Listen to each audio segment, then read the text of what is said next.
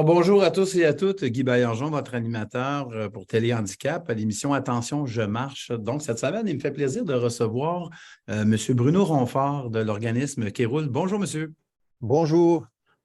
Alors, en tout cas, c'est un plaisir de vous recevoir. Donc, Kéroul, c'est un organisme qui est dans le portrait depuis quand même plusieurs années. On remonte à la fin des années 70, je crois. Exactement. Kéroul a été fondé en 1979 par André Leclerc, qui était un petit gars du Saguenay, et qui est né avec une paralysie cérébrale et qui Oui. a eu évidemment une enfance à la fois où il s'amusait beaucoup avec ses frères, mais en même temps où il n'a pas été pas eu beaucoup de scolarisation, etc. Mais il a très vite pris conscience que lui, ce qui l'intéressait, c'était le monde, c'était les autres. Et que c'est pas parce qu'il était en fauteuil roulant et parce qu'il avait une paralysie cérébrale qu'il ne devait pas voyager, qu'il ne devait pas rencontrer des gens, qu'il ne devait pas aller dans les musées, etc. Donc il a fondé assez vite Kéroul avec après un voyage inaugural, si on peut dire, où il a essayé de faire en autostop en fauteuil Montréal-Chicoutimi. Et Wow. puis, il a été arrêté par la police à l'époque, c'était dans les années 70, et puis qu'ils l'ont mis dans le bus pour Chicoutimi. Wow, mais quelle belle histoire. C'est sûr Très que belle histoire. ça sort de l'ordinaire. Donc, on a André Leclerc, fonceur et Oui, entrepreneur, déjà. exactement. Exactement. Et quelqu'un qui avait énormément d'idées et de Mhm. volonté de sortir. Il a clairement dit que lui, il ne voulait pas rester être un numéro des services sociaux, mais au contraire, il voulait vivre la vie de tout le monde. Et donc, il a créé, ça s'appelait Roulbec au début, puis après Kéroul. Et ça a été très vite, en 79, et ça a été très vite reconnu par le ministère du Tourisme comme le partenaire privilégié en matière d'accessibilité. Donc en 87. Donc 8 ans après la Oui, fondation, c'est assez rare. Et puis après, ça s'est beaucoup développé. Évidemment, bon, c'est quelqu'un qui avait énormément d'idées, qui a toujours énormément d'idées, et mais bon, après 40 ans, en 2019, il a passé la main. Ça a été temps pour lui, il a voulu faire d'autres choses, puis de faire aussi, de permettre que Kéroul continue. Et donc, c'est toujours de passer à une autre génération. Et Kéroul, quand il l'a laissé, puis aujourd'hui, Kéroul, alors c'est plusieurs choses, on va en parler, mais c'est une base de données de 4000 lieux culturels et touristiques au Québec qui ont été visités, qui sont accessibles, qui ont été recensés et qui ont le certificat d'accessibilité de Kéroul. d'accord. OK. Donc, est en fait une homologation, Oui, tout à fait. C'est une certification, une homologation. Donc, certification. voilà, on va sur, donc, je sais pas, par exemple, on peut parler du parc régional de la rivière Gentilly. On va sur place, on travaille avec, on fait évidemment les mesures, tout l'aspect technique de l'accessibilité, et puis on regarde aussi l'expérience client. Et dans ce cas-là, par exemple, il y a eu une subvention aussi qui a été accordée parce que Kéroul gère un programme de subvention pour le ministère du Tourisme pour D'accord. la mise en conformité de bâtiments ou de lieux. C'est Et fort donc, intéressant. Et lorsque André passe le flambeau, en fait, en 2019. Donc, vous arrivez donc à la direction générale de Kéroul au mois d'août 2022. c'est ça. Après la Covid, il y a eu un intermède avec la Covid, et puis Oui. donc moi je suis arrivé après. Alors moi j'arrive d'un parcours où l'accessibilité me tient à cœur, mais j'étais dans d'autres dans d'autres lieux. J'ai d'abord eu un parcours à l'Université de Montréal où j'ai travaillé dans la formation à distance avant la Oui. Covid, donc avant qu'on en parle beaucoup depuis la Covid. Donc très intéressé par la formation. Et ensuite, j'ai dirigé une entreprise de livres scolaires et universitaires qui s'appelait le Renouveau pédagogique, RPI, Absolument. une entreprise québécoise qui appartenait à une multinationale, Pearson, de l'édition. Et D'accord. puis, j'ai choisi de quitter pour Kéroul en 2022.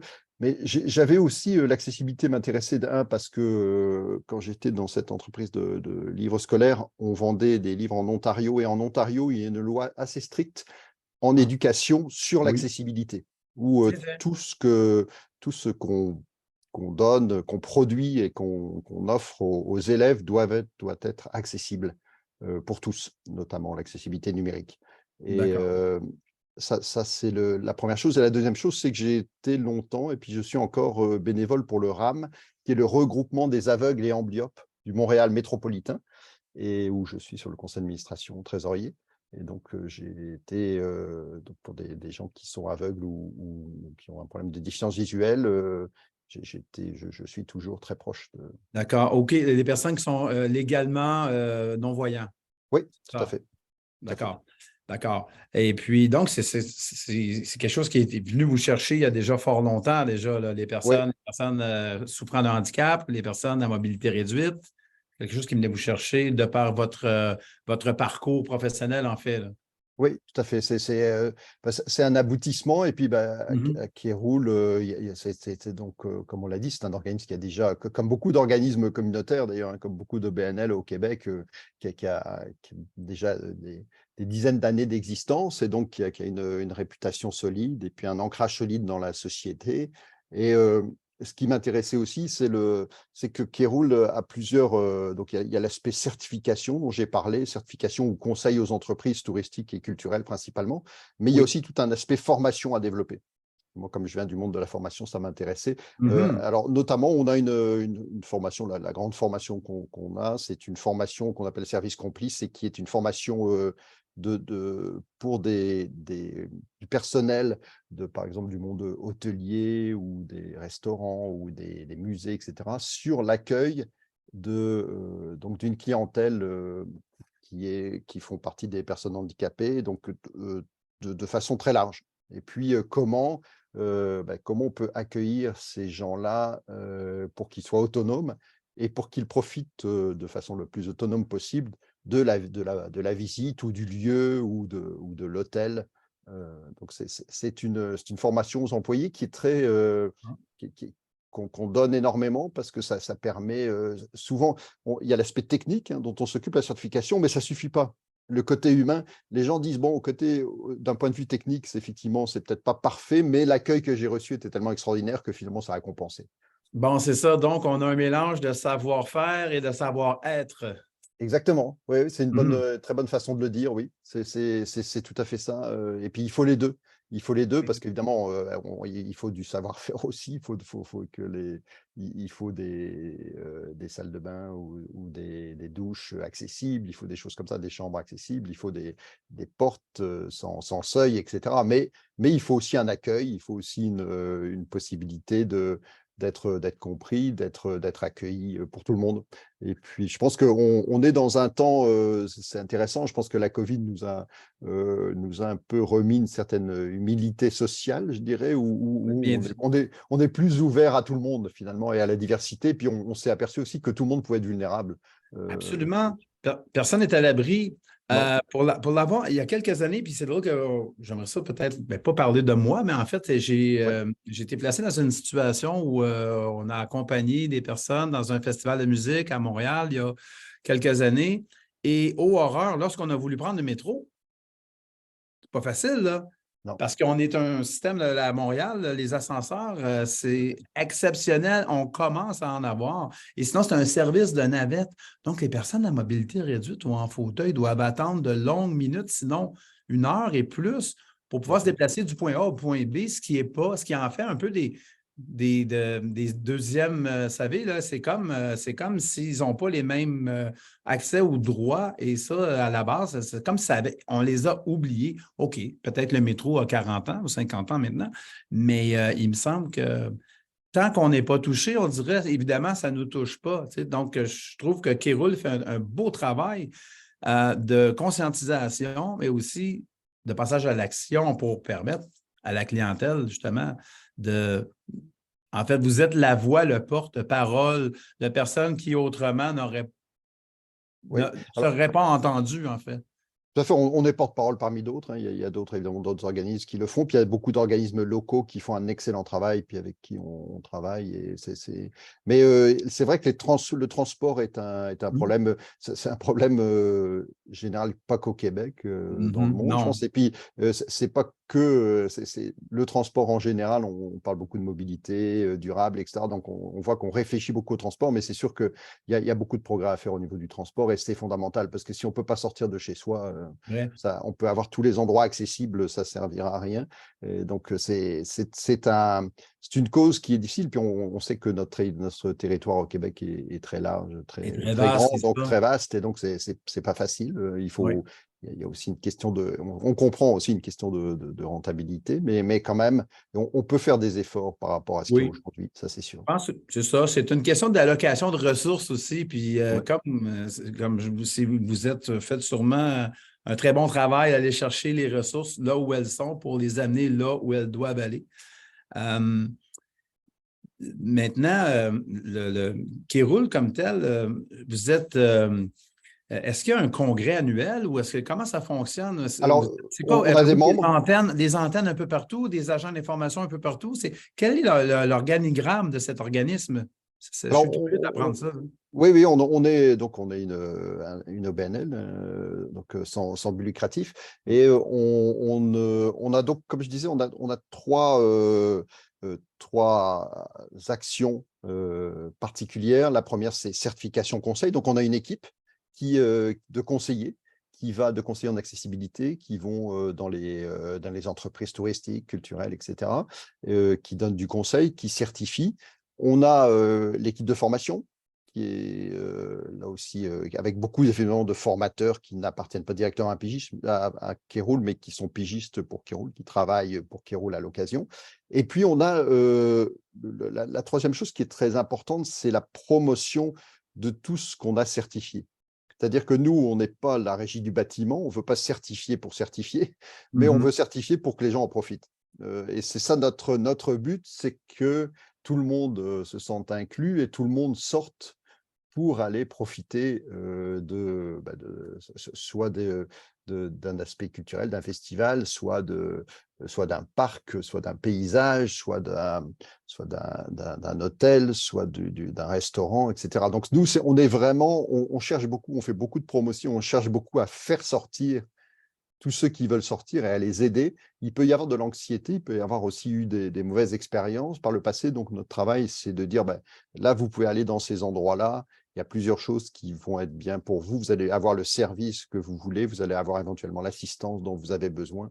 Donc, c'est ça qu'on essaie aussi de faire. Et c'est vraiment très important, la promotion. Parce que Oui. il y a beaucoup je pense qu'il y a encore beaucoup, on a fait un sondage auprès de nos membres et on voit qu'il y a encore beaucoup d'anxiété parfois à sortir.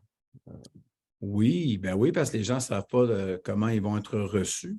Récemment, on avait un invité à l'émission Attention, je marche, qui est dans la distribution de produits qui permettent, par exemple, de profiter du plein air, comme par exemple Oui. une luge, bien évidemment, qui va sur la glace, ou sinon un porteur, vous savez, un appareil pour transporter quelqu'un qui est Joëlette, au fauteuil, la joëlette, et voilà. Et donc, je fais un lien avec, c'est comme si vous bien sûr. étiez une espèce de courroie de transmission pour permettre justement de diminuer l'anxiété et d'augmenter votre zone d'impact pour laisser justement entrer des équipements pour que les personnes, la clientèle puisse venir profiter des équipements qui, par exemple, sont distribués par la société de l'invité qu'on avait récemment. Donc, je trouve que il y a une synergie là, entre les différents acteurs. Tout à fait. On cherche à ce qu'il y ait des activités, ça, Oui. effectivement, que les gens, là encore, que c'est pas seulement d'aller dans un lieu d'hébergement, mais sur le site de l'hébergement, il puisse y avoir des activités et que chacun puisse faire ce qu'il a envie de faire, ou dans des parcs, etc. Et d'ailleurs, dans le programme dont je parlais tout à l'heure, le programme de subvention qui est du Oui. ministère du Tourisme du Québec, mais qui est géré par Kéroul, ce programme du ministère permet de financer pour des activités du matériel adapté, comme D'accord. De mise à toilettes ou autre niveau chose. et c'est ça. Ouais. Donc, OK, d'accord, d'accord. Est-ce que Kéroul a son propre site web? Je présume que oui. Oui, tout à fait. Ah. C'est un site web donc, qui roule.qc.ca qui est, et où donc, il y a toute la base de données dont je parlais tout à l'heure de 4000 lieux qui ont été certifiés, puis dans lequel il y a des photos et tous les renseignements possibles. Et puis, les gens peuvent toujours nous appeler ou nous écrire. On reçoit on aide des centaines de voyageurs par année. Hmm. Parce que c'est notre travail et on essaie de promouvoir justement, comme je disais, le tourisme et la culture inclusive et accessible pour tous. Tout Et à donc, fait. on est capable de... C'est sûr que